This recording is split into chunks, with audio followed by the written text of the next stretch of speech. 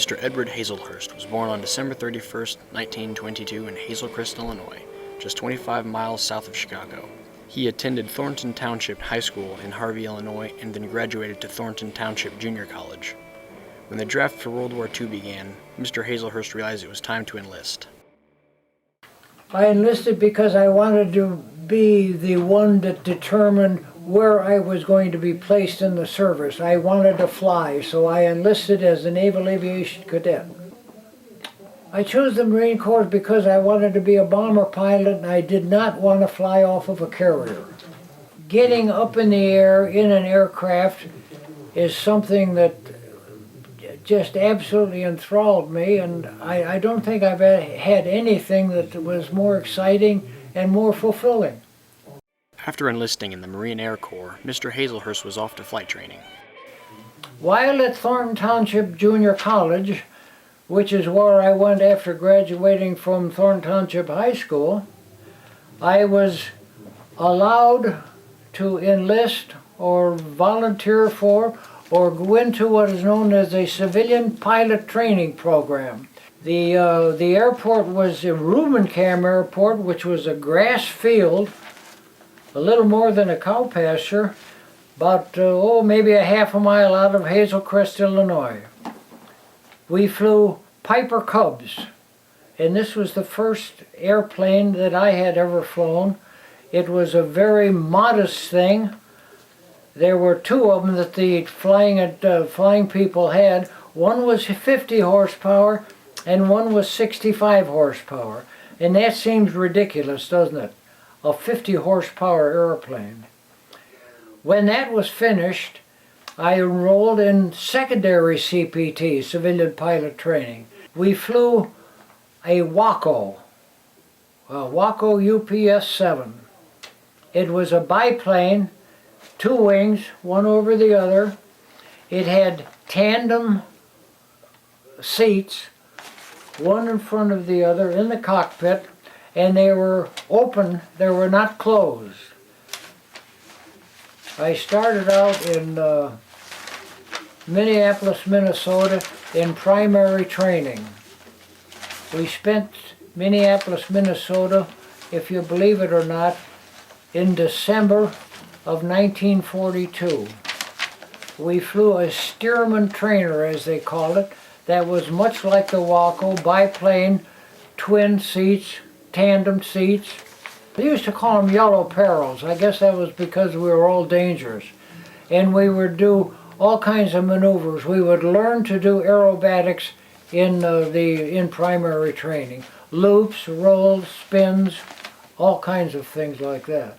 March of '43, after graduating in primary training, we went to secondary training and flew SNVs. And we were instructed in instrument flying, advanced engine care, and night flying. After advanced training, I was then sent to twin engine transitional training. After I got through with twin engine transitional training, they decided they would send me to Cherry Point, North Carolina to go to VMB 423, which was the squadron that I went overseas with. We spent most of our time at Cherry Point, North Carolina. Did a lot of night flying, did a lot of simulated bombing, did a lot of simulated strafing. They would put us out there in formation over El Centro, California, on the desert. And they would have a Norden bomb sight in the front. The bombardier would be up working the Norden bomb sight, and the pilot gave all of the flight controls to the bombardier through the bomb sight, so that he actually flew the airplane in the bombing run and let the bombs trigger through the bomb sight itself.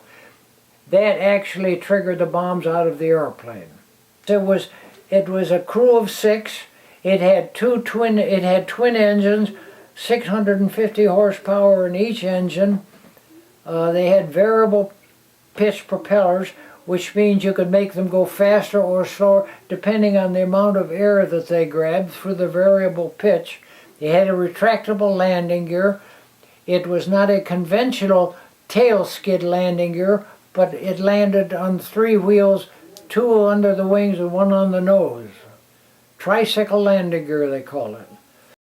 While training for the war, Captain Hazalhurst first encountered the unique lifestyle implemented in the United States military.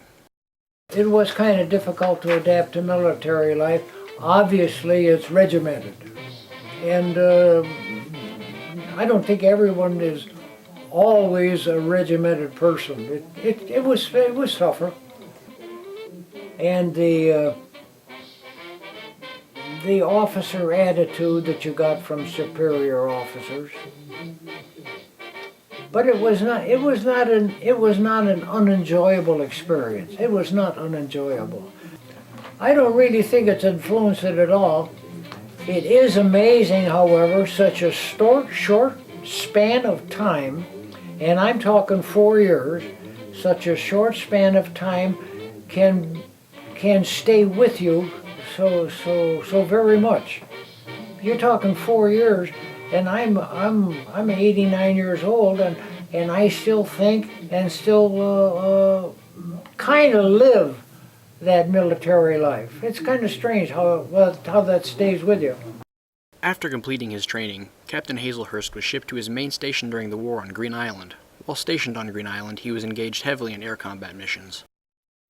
We would fly over Rabaul Harbor, which was a Japanese naval base, and then we would fly and bomb and strafe over New Ireland, which was Jap-occupied territory. We would also bomb Bougainville, fly and bomb over Bougainville, and do strafing over Bougainville as well. Most of that was medium altitude bombing. Combat in an airplane is nothing like combat in a trench. We're always clean. We always felt we were bulletproof. And my memory tells me we lost 25 crewmen and officers. For his extensive service in the Air Corps, Captain Hazalhurst received multiple awards and recognitions. I flew 70 missions, which was an abnormal amount of missions based on European flying schedules. And I must confess that they had a much tougher job with the enemy than we had in the Pacific. They had much more flight opposition in Europe than we had in the Pacific. I was awarded the Air Medal, and I was awarded the Distinguished Flying Cross, and I was also given a letter of commendation from our skipper. Not all of the time was spent in combat, though. While on the ground, Captain Hazalhurst experienced camp life during World War II and gained many memories of both the good and the bad. The food was not particularly good. You had a lot of good company. There were a lot of guys, nice guys around you. The weather was very, very pleasant all of the time. We had adequate supplies. We didn't have the greatest food in the world, but we had adequate supplies, yes. Powdered milk. Powdered milk was not good at all. I don't have a bad picture of the food we were served. It wasn't great, but it was very adequate. We didn't starve. I think there were moments of stress, yes. But by and large, it was not particularly stressful. You had an awful lot of male company. We made games. We played volleyball. We did those sort of things. And there was always conversation about the last mission or the coming mission, and why the hell did you do this, or why did this happen to you? And the conversation, no, it was stressful, but it was also some very pleasant times. We did, when we were on Green Island, had a New Zealand squadron stationed with us. Now, well, they were in the same island, they weren't with us. And we did have some rapport with the New Zealand people. I think for the most part they were a great bunch of guys. And the enlisted men as well. We had some wonderful enlisted men.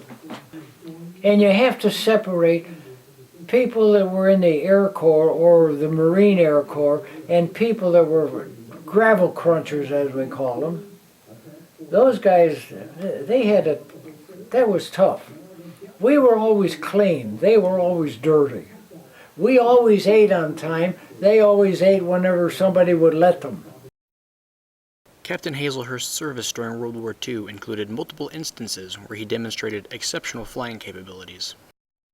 I think probably the most memorable experience would be when we could not get the nose wheel of the B-25 down and locked so that we could land in a normal landing position, but had to reposition a lot of equipment inside the airplane to make it quite tail heavy so that it would land in a three-point position rather than a nose wheel position. During World War II, Captain Hazalhurst served his country dutifully as any other Marine, and was just as excited when the United States was victorious. We were on Green Island, and we got word that the war had ended, and we all drank a lot of beer.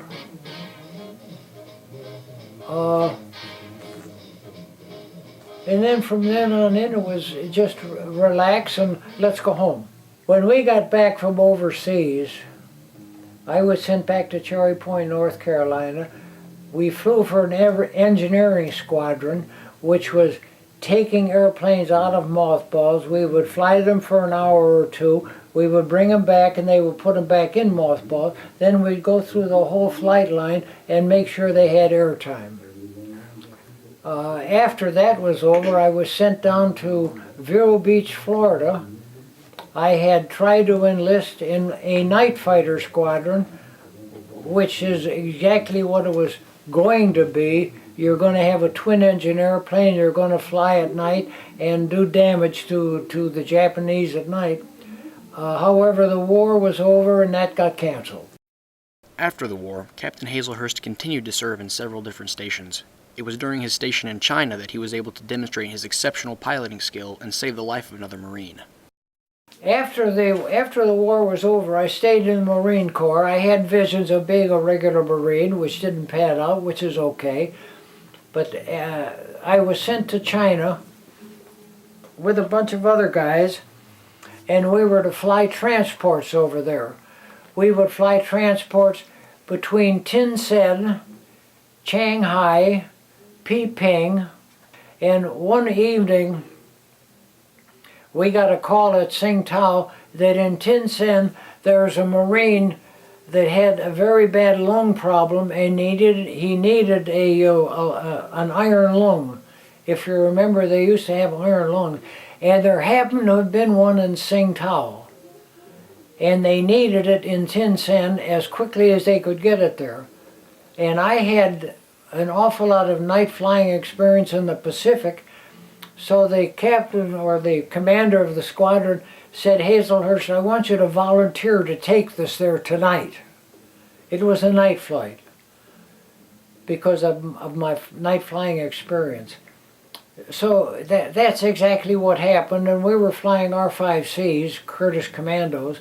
We took off at night, and we flew to Tientsin. We had to land at night, and back then they had absolutely no field lights. They had absolutely no lights for landing lights. All they had were smoke pots on either side of the runway to kind of guide you in. And I was lucky enough to make a decent landing and able to deliver the iron lung so that the Marine could survive. That's my hero story. Captain Hazalhurst currently lives in Decatur, Illinois with his wife Helen. He was first interested in being a part of the Memorial Classroom Project after taking part in an honor flight to Washington, D.C. He and many other World War II veterans were flown to the World War II Memorial in Washington, D.C. for no cost to them. The honor flights and the Memorial Classroom Project are both tributes to the men who sacrificed so much for this country. We would like to thank Captain Hazalhurst for letting us into his home and for sharing his story with us. We not only are thankful for his time with us, but also his time in the service. Captain Hazalhurst was an exceptional pilot. The number of missions he flew was unheard of at his time. Although he was awarded medals, he is very humble about his service accomplishments. He should not be humble, for what he sacrificed for our country's well-being is tremendous. Without the bravery of men like him, the world would be a very different place. We would like this documentary to be a tribute not only to Captain Hazalhurst, but to all those who fought for our country.